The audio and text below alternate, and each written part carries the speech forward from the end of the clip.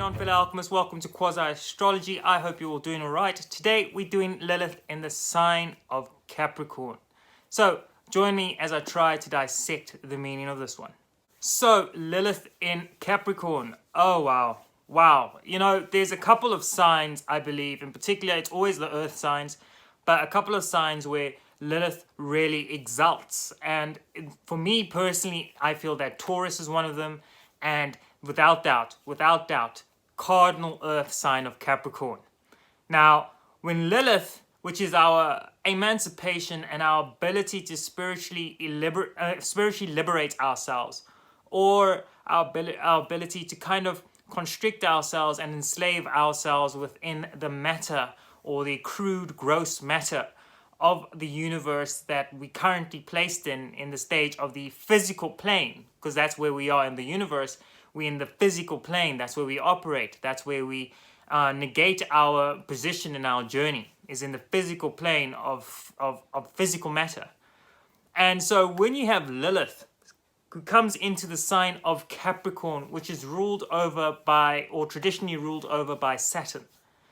This is the most, how could I put it, possibly the most spiritually and materialistically important, is that word, materialistically, or materialistic part of the chart. This is the point in the chart where you could either go one way or the other way, and you will go to the extremes. Because Capricorn in theosophy could be best described as the lowest point of dense matter. Remember, in theosophy, there's a belief that there's the ascending arc where the soul, drops down the descending arc, and it goes through a process of accumulating karmas and fixed dense matter in that process. And then it hits its lowest sphere, which is basically planet Earth. And planet Earth is where the densest amount of matter is, and that's where we reside. But after a point of evolution, you can go back to the ascending arc where you ascend into spirit. So soul goes down the descending arc, and spirit, or we rise up into spirit on the ascending arc. And the reason why Capricorn is so important here, is such a deep esoterical sign for this process, is because Capricorn is the densest part of the chart. Now, what happens in Capricorn is that you could either be so materialistic because you're at the height of the materialistic world, you're at the height of the physical world. You will dominate most likely, especially depending on what's sitting in Capricorn, in this case Lilith, but I'll get to that. You will dominate. The chances of you dominating the physical landscape are quite high. Of course, it all depends on the aspects. Are there any challenges to that? But even so, there's a level of dominance that comes out into the physical realm.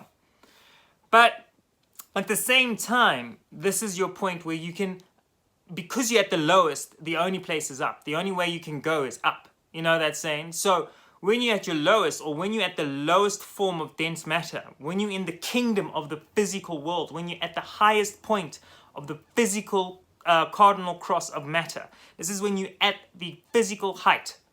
You can also make that move to ascend into the ascending arc spiritually. This is the point where you have the most spiritual potential.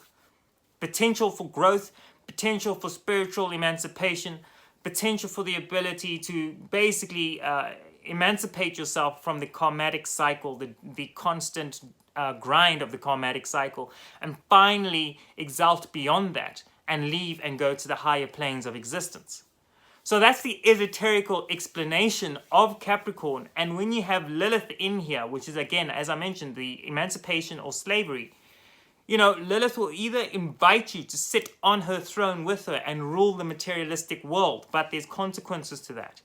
Or she will say, very well, you want to proceed, you want to progress, you want to go up the ascending arc, you are done with this incarnation, you are done with the constant grind of incarnations and the trauma it can put the soul through.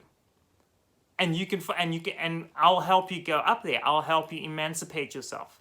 I'll help you break away from the norm. I'll help you rebel against the common everyday redundancy or status quo, so that you might be able to enter into the spiritual arc and reach spirit. So she will either put you beside her and her throne and make a throne for you to both rule over the physical world, to both rule over physical matter, or she will enslave you there. She'll push you down, because remember, Lilith is not necessarily about having anybody equal to her. She wants to be, and she is the first, and she will make you understand that, especially when it comes to the physical manifestation of physical matter and the physical world as a whole. She will dominate you with her senses. She could really change and meld you into almost into this kind of demonic nature. And I'm not referring to demonic nature through the Abrahamic traditions, which is demons and what have you, but more that your ability to just vibe towards matter and vibe towards materialism can be so plaguing for the mind and the soul that you step away from spirituality altogether. And you could hurt a lot of people, you could destroy a lot of things in the process, because it's so rigid, and because this is the part of the chart, this is Capricorn, ruled over by Saturn, which traditionally and esoterically rules over lead. The whole purpose of this process in Capricorn, you've done the alchemical process in Scorpio, where you've processed the understanding and you've started the process of transmutating lead into gold. But in Capricorn, because it's ruled over by Saturn, fixed cardinal matter, this is the chance for you to basically proceed and take up the higher ascentment, or the higher ascent towards the ascending arc of spirit. Never so much in any part of the chart can that happen here in Capricorn. Capricorn is all about ascending or descending further. You either go up or you go down. Capricorn is the lowest and most dense part of the chart. It is the point of the chart where you are captured in matter. But you also have the opportunity to expel the matter and finally reach the higher echelons of spirit and the higher planes beyond. So always keep that in mind. So fellow alchemists, I hope you really enjoyed this very short video. I'm hoping it's short enough.